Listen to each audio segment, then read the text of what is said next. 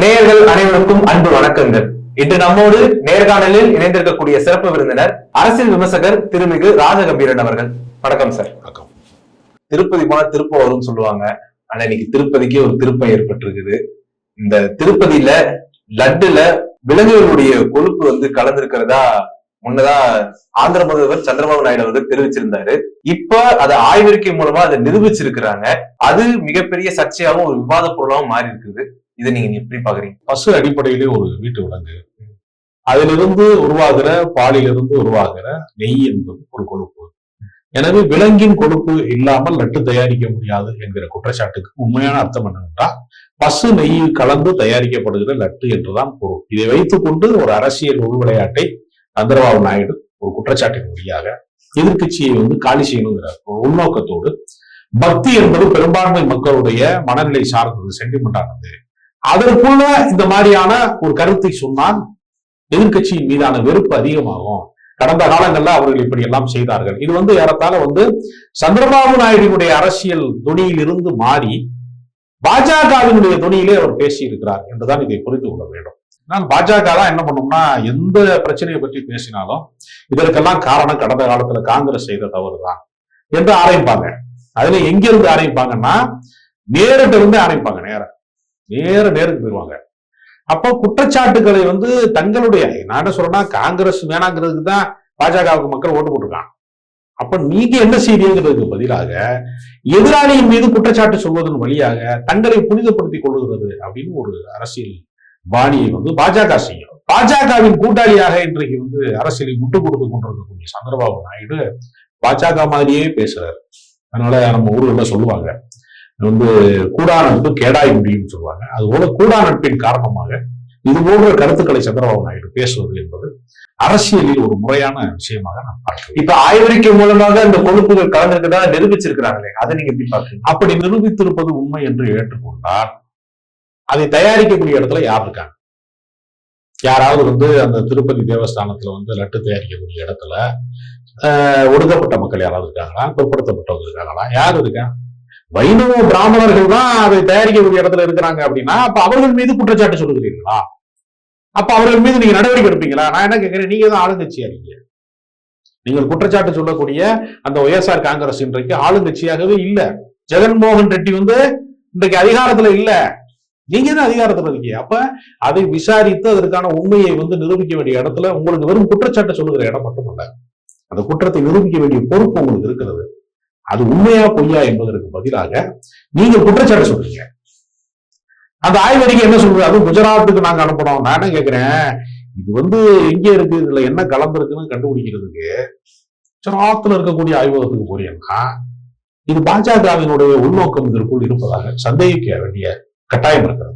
அதாவது சைவம் சாப்பிடுகிறவர்கள் எல்லாம் புனிதமானவர்கள், அசைவம் சாப்பிடுகிறவர்கள் அசோசியமானவர்கள், கேவலமானவர்கள் என்கிற ஒரு கருத்தாக்கத்தை உருவாக்குவதற்கு முயற்சி செய்யறாங்க. இப்ப பாண்டி கோயிலுக்கு போனீங்கன்னா மதுரையில கிடா வெட்டி சாமி கும்பிடுறான். இப்ப அவர்கள் எல்லாம் இந்துக்கள் இல்லை என்று அறிவித்து விடுவீர்களா? தீபாவளி அன்னைக்கு கறிக்கடையில பெரிய கூட்டம் கியூல நிக்கிறாங்க. நிற்பவர்களிலே 99.9% இந்துக்கள் தான் நிக்கிறாங்க. அப்ப அவர்கள் எல்லாம் இந்துக்கள் இல்லைன்னு அறிவிச்சிருவீங்களா? காசிமேட்ல போய் கூட்டமா மீன் வாங்குறதுக்கு விடிய காலையில 4:30 மணிக்கெல்லாம் பைக்கை போட்டு போய் நிக்கிறாங்க. ஃப்ரெஷ்ஷா வாங்கிட்டு வரணும் மீனா அப்படின்ட்டு போய் ஒரு பெரும் கூட்டம் நிக்கிறான். அவர்கள் எல்லாம் இந்துக்கள் என்று அறிவித்து விடுவீர்களா? ஓட்டு போடுறதுக்கு மட்டும்தான் அவர்கள்லாம் உங்களுக்கு வேணும். மிச்ச நேரங்கள்ல எல்லாம் நீங்கள் ஆலய வழிபாடாக இருக்கட்டும், உங்களுடைய தனிப்பட்ட பக்தியாக இருக்கட்டும், எல்லா விஷயத்துக்குள்ளேயுமே நீங்கள் புனிதம் என்று வருகிற போது ஒரு குறிப்பிட்ட உயர் சாதி ஆதிக்கத்தை மட்டும்தான் நீங்க நிலைநிறுத்துவீங்க. அப்போ வைணவ பிராமணர்கள் மீதான குற்றச்சாட்டா? அவர்கள் மீது நீங்க தண்டிக்க முடியலா? அவர்கள் மீதான குற்றச்சாட்டை நிரூபிச்சு தண்டிக்க முடியலா? இதை ஏன் அரசியலாக்குறீங்க? ஏன்னா அரசாங்கம் அனுப்புதா அந்த மாதிரி பொருட்களை? விலங்கின் கொழுப்பு என்று நீங்கள் சொல்லுகிற போது பசு விலங்குதான், நெய் கொழுப்பு தான். அப்ப விலங்கின் கொழுப்பு என்று சொல்வதன் மூலமாக நீங்கள் பசுமாட்டை ஒரு பக்கம் தெய்வங்கிறீங்க. சரி சார், நீங்க சொல்லும் பொழுது பாண்டிகோயில் இந்த மாதிரி பண்றாங்க அப்படிங்கிறது சரி. ஆனா அது ஆகமத்துக்கு உட்பட்ட கோவில், அப்படிப்பட்ட கோவில்ல அசைவம் கொண்டு வருவது புனிதத்தை கெடுக்கும்படியே இருக்குன்னு சொல்றாங்களே. இந்த கோவில்ல அப்படி ஒன்றுமே இல்லை. நெய் அதாவது அவர்களுக்கு ஒரு லட்டு தயாரிப்பதற்கான பொருட்களை அவங்க கொடுக்குறாங்க. எல்லாமே பரிசோதிக்கப்பட்டுதான் உள்ளே அனுப்பப்படுகிறது. அப்படி இருக்கும்போது அதுல தரம் குறைந்த பொருள் இருப்பதாக ஒரு குற்றச்சாட்டு சொன்னீங்க. அது வேணா அது சரி செய்யப்பட வேண்டிய குற்றச்சாட்டு. அதுக்குள்ள எப்படி மீனிங் கொழுப்பு இருக்க வாய்ப்பு இருக்கிறது, அந்த கொழுப்பு இருக்க வாய்ப்பு இருக்கிறது. என்ன செய்வாங்கன்னா, சென்னை மாதிரியான பெரிய மாநகரங்கள் எல்லாவற்றிலையுமே இன்றைக்கு அன்றாட உணவு பட்டியலுக்குள்ள பிரியாணி வந்துருச்சு. மிக குறைந்த விலையில எல்லா இடங்கள்லயுமே பிரியாணி. அப்ப நிறைய பேர் போய் பிரியாணி விரும்பி சாப்பிடலாம் அப்படிங்கிறதுக்காக, இஸ்லாமியர்களுடைய வியாபாரங்களுக்குள்ள இருக்கிறது என்பதற்காக என்ன செய்வாங்கன்னா, இஸ்லாமியர்கள் கடைகள்ல போய் நீங்க சிக்கன் பிரியாணி சாப்பிட்டீங்கன்னா உங்களுக்கு வந்து சில இதை கலந்துருவாங்க, மருந்தை கலந்துருவாங்க, உங்களுக்கு குழந்தை பிறக்காது என்ற ஒரு பொய்யான ஒரு வதந்திய திட்டமிட்டு பரப்புறது. எப்படி கொரோனா வந்தப்ப இவங்கதான் பரப்புறாங்க, தப்லீக் ஜமாத்து என்று சொல்லக்கூடிய ஒரு பிரிவினர் வந்து கொரோனாவை பரப்புறாங்க என்கிற ஒரு வதந்தியை வந்து இவங்க பரப்புனாங்க, சங்கிகள் வந்து பரப்புனாங்க. உங்களுக்கு நோய் இருக்கு, ஏதோ ஒரு திடீர்னு ஒரு வைரல் ஃபீவர், நீங்க தான் செய்யணும், உங்களை இயல்பாகவே தனிமைப்படுத்திக்கணும். கொரோனா தனிமைப்படுத்த வேண்டிய நோயின்னு சொன்னாலும் சாதாரணமாகவே ஒரு குழந்தை ஆசையா வருதுன்னு வச்சுக்கோங்க, இல்லப்பா அவர்கிட்ட போகாத, மாமா காய்ச்சி அடிக்குது ஒட்டிக்கணும் சொல்லுவாங்க வீடுகள்ல. யாராவது நோயை பரப்பி பார்த்திருக்கீங்களா? ஏதாவது குற்றச்சாட்டு நோயை வந்து அவர்களே பரப்புகிறார்கள். ஆனா முடிவுல என்னாச்சு, ஆக்சிஜன் கிடைக்காம, பெட்டு கிடைக்காம அலைஞ்ச போதெல்லாம் உதவி செய்யக்கூடிய இடத்துல பல இஸ்லாமிய தோழர்கள் வந்து உதவி செஞ்சாங்கிறதா கிளைமாக்ஸ் அந்த கதை, அந்த வரலாற்று. எல்லாவற்றிலேயுமே ஒரு பொய்யான வதந்தியை கட்டமைப்பதன் மூலமாக, ஒரு மத வெறுப்பு பிரச்சாரத்தை உருவாக்குவதன் மூலமாக இதற்கு என்ன நோக்கம் அப்படின்னு பாத்தீங்கன்னா, ராஜசேகர ரெட்டி வந்து காங்கிரஸ்காரர் மட்டுமல்ல, அவருடைய முழுமையான பேர் வந்து சாமுவேல் ராஜசேகர், அவர் கிறிஸ்தவ சமயத்தை சார்ந்தவர் என்று எச்ராஜா பேசுறாரு. ஏன் கிறிஸ்தவ சமயத்தை சார்ந்தவரா இருந்தா அவர் என்ன இந்துக்களுக்கு எதிராக தான் இருப்பாரா? ஒரு தேவாலயம் வச்சிருக்கிறவங்க பூராமே வந்து இந்துக்களுக்கு எதிரானவர்களா? வழிபடுகிறவர்களா, ஏசுநாதரை கும்பிடுறவங்க பூராமே இந்துக்களுக்கு எதிரானவங்களா? பள்ளிவாசலுக்கு தொழுகை போறவங்க பூராமே இந்துக்களின் எதிரியா? அப்படி கிடையாது. பல ஊர்கள்ல பாக்குறோம். அதான் நல்லிணக்கத்துக்கு சான்றாக வந்து திருவள்ளிக்கேணி பள்ளிவாசல்ல போய் பாத்தீங்கன்னா, நோன்பு திறப்புகிற விழாவுக்கு எல்லா ஏற்பாடுகளையும் செய்யக்கூடியவர்கள் இஸ்லாமியர் அல்லாதவர்கள் செய்யறாங்க. வைத்தீஸ்வரன் கோயிலுக்கு போறவங்க பல பேர் வேளாங்கண்ணிக்கு போறாங்க, நாகூருக்கு போறாங்க.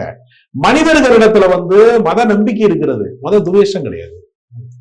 ஆனா மத துவேஷத்தை உருவாக்க வேண்டும் அரசியல் செய்கிறவர்களிடத்துல, அதிகார வேட்டையாடணுங்கிற இடத்துல பெரும்பான்மை மக்களினுடைய ஒரு கோபத்தை சம்பாதிக்கணும்.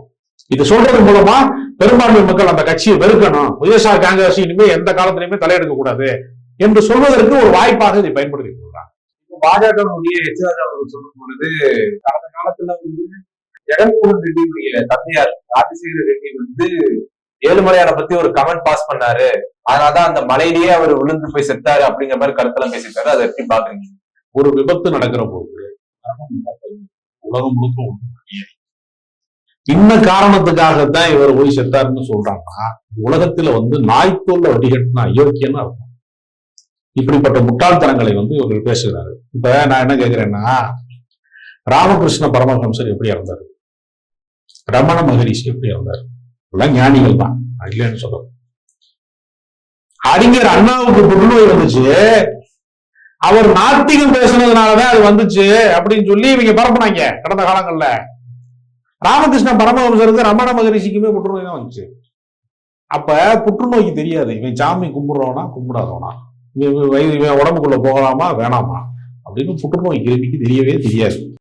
அடிச்சு கப்சா இருக்கலாம் நீங்களாம் சொல்லுவாங்க. என்ன காரணம் அப்படிங்கிற ஒரு விஷயத்த அவர் கோபத்துல சொல்றதா, அவர் கோபத்துல சொல்லிருக்கலாம்ல. யாரு? எச்ராஜா அவர்கள் கோபத்துல சொல்லிருக்கலாம்ல. ஏங்க, அதாவதுங்க, வளர்ப்பு நாய்களுக்கும் வெறி நாய்களுக்கும் வேறுபாடு இருக்கு. வளர்ப்பு நாய்கள் வந்து அமைதியா இருக்கும், வீட்டுல சிச்சின்னா உள்ள வெளியில ஓடிடும், தோத்தோன்னா உள்ள வந்துடும். வெறி நாய்கள் அப்படி கிடையாது. மனிதர்களை வந்து எப்பொழுதுமே இயல்பான வாழ்க்கைக்குள்ள வாழ விடாம வெறிநாய்களாக மாற்றிவிட வேண்டும், மத துவேஷம் கொண்ட வெறிநாய்களாக மாற்றிவிட வேண்டும் என்பதற்காக திட்டமிட்டு பேசுகிற ஒருவருக்கு வந்து நீங்க வந்து அவர் கோபமா பேசுறான்னு சொல்றதுலாம் பொய். அவங்களுடைய தொழிலே என்ன, முழுக்க முழுக்க வெறுப்பு, மத நம்பிக்கை புண்படுதுங்கிறாரு. எங்கட கூட புண்படுது? பக்தர்கள் சொன்னாங்க ஐயாவது மத நம்பிக்கை புண்படுது. இதையெல்லாம் சொல்லியிருக்கிறாங்க, அரசியலுக்கு பண்ணி சொல்லியிருக்கிறாங்க. இப்பொழுதுமே நீங்க அரசமரம் பிள்ளையார் என்பது பேரு, RSS பிள்ளையார் என்பது, அரசமரம் பிள்ளையார் என்பது அமைதி வடிவம். போவான் சாமி கும்பிடுவான், அவன் அமைதியா போயிடுவான். ஆனால் RSS பிள்ளையார வச்சுக்கிட்டு ஊர்வலம் நடத்துறது, குழப்பம் விளைவிக்கிறது, மசூதி இருக்கிற தெருவுக்குள்ளதான் நான் அந்த பிள்ளையார் ஊர்வலத்தை கொண்டு போவேன்னு சொல்றது, இதெல்லாம் வந்து என்னன்னா, இதெல்லாம் பக்தி கிடையாது. மயிலாப்பூர்ல 63 திருவிழா நடக்குது, பக்தர்கள் கூடுவாங்க, அங்க எந்த பிரச்சனையும் வராது. நாகூர் தர்காவுல கந்தூரி விழா நடக்கும், எந்த பிரச்சனையும் வராது. கள்ளழகர் வைகை ஆத்துல இறங்குவார் மதுரையில, எந்த பிரச்சனையும். ஏன்னா இதெல்லாம் பக்தர்கள் கூடுறது. ஆனா விநாயகர் சதுர்த்தி பாருங்க, எப்பொழுதுமே கொஞ்சம் பதட்டமாவே இருக்கும். போலீஸ் வந்து எப்பவுமே பக்தர்களோட காவல்துறை அதிகமா இருக்கும், போலீஸ் அதிகமா இருக்கும். ஒவ்வொரு விநாயகருக்கும் போலீஸ் செக்யூரிட்டி கூட்டுவாங்க. இந்த உலகத்தையே காக்கிற ஒரு கடவுங்கிறதுக்கு பதிலாக காவல்துறை வசம் ஒப்படைக்கிறது கூடிய ஒரு சூழ்நிலை இருக்கும். இதெல்லாம் எதுக்காக செய்யறாங்கன்னா, திட்டமிட்டு மத ரீதியாக மனிதர்களை பிரிப்பது. சைவம் சாப்பிடுறவன் பூரா வந்து சிறந்தவன் பக்தன், இல்ல சாப்பிடாதவன் பூரா வந்து பக்திக்கு எதிரானவன். இது ஒரு கருத்தாக்கத்தை அவர் உருவாக்குறார். இந்த உருவாக்கத்தின் வழியாக பெரும்பான்மை மக்களுடைய வாக்குகளை தன்மையப்படுத்தும். அதன் வழியாக அதிகாரத்தில் இருந்து கொண்டு இந்த நாட்டில் வந்து உண்மையான அடிப்படை பிரச்சனைகள் இருக்க, இந்த நாட்டுல வந்து 84% இளைஞர்களுக்கு வேலை வாய்ப்பே இல்லை. அவனுக்கு அடுத்த கட்டம் என்னன்னே தெரியல. 45 கோடி பேர் வேலை இல்லாம இருக்காங்க அந்த நாட்டுல. இது மாதிரி உண்மையான பிரச்சனைகளை மறைப்பதற்கு அவ்வப்போது மத பிரச்சனைகளை தூண்டிவிட்டு அதில் குளிர்காயக்கூடிய ஒரு கூட்டமாகத்தான் அரசியல்வாதிகள் இருக்காங்க. அது ஒரு தவறான முன்னுதாரண அரசியல். தொடர்ந்து சொல்லும் பொழுது இந்து மத நம்பிக்கையில மதிக்காதவங்க எல்லாம் கோயில் விட்டு வெளியேறுங்க அப்படிங்கிறத பேசிட்டு அதை நம்ம கோயில் விட்டு வெளியேறினா உண்டியல் இருக்கு, அதுல நிறைய வந்து நகைகள்லாம் இருக்கு. அதெல்லாம் வந்து ஏற்கனவே சொத்துக்களை பூராமே அவங்க தான் அனுபவிச்சுட்டு இருந்தாங்க. உயர் சாதி ஆதிக்க சாதிக்காரர்கள் அனுபவிச்சுட்டு இருந்தாங்க. எல்லாரும் வெளியேறுங்கன்னு சொன்னா கோவிலுக்கு தன்மைப்படுத்திக்கலாம் இல்லையா? சார், கோயிலுடைய நலனுடைய அக்கறைக்காக சொல்லிருக்கலாம்ல. அவங்க நலனுக்கு அக்கறைக்காக ஒரு சொல்றதுனால தானே முத்தமிழ் முருகன் மாநாடு நடக்கிறது வந்து அவர் வந்து பாராட்டவே இல்லையா? என்ன காரணம்? ஏன் அதை பத்தி அவர் பேசவே இல்லை? அதுல கலந்து கொள்கிறவர்கள்லாம் சமூக விரோதிகளை போல ஏன் சித்தரிக்கிறாரு? 1000 கோவில்களுக்கு வந்து குடமுழுக்கு நடத்தி இருக்கிறாரு. ஆயிரக்கணக்கான கோவில்களுக்கு இந்து அறநிலையத்துறை அமைச்சராக இருக்கக்கூடிய சேகர்பாபு. அது ஏன் ஒரு பாஜக காரன் கூட பாராட்டல? அவருடைய நோக்கம் வந்து கோவில் அல்ல, அவனுடைய நோக்கம் பக்தி அல்ல. அதிகாரம் இவங்கிட்ட இருக்கேன், நான் தானே சாவியை வச்சிருக்கணும், அதுதான் அவனோட பிரச்சனை.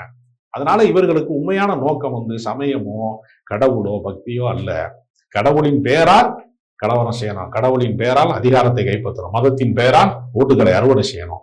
இது மாதிரி மக்களை வந்து காவிமயமாக இந்துத்துவமாக மாற்றி விட்டுட்டு இந்த நாட்டினுடைய கொள்ளை வளங்கள் எல்லாவற்றையுமே கொள்ளையடித்து கார்பரேட்டுக்கு கொடுத்துட்டு கமிஷன் வாங்கிட்டு போனவங்க.